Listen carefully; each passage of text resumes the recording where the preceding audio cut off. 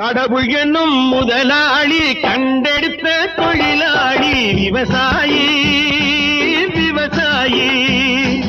கடவுள் என்னும் முதலாளி கண்டெடுத்த தொழிலாளி விவசாயி விவசாயி.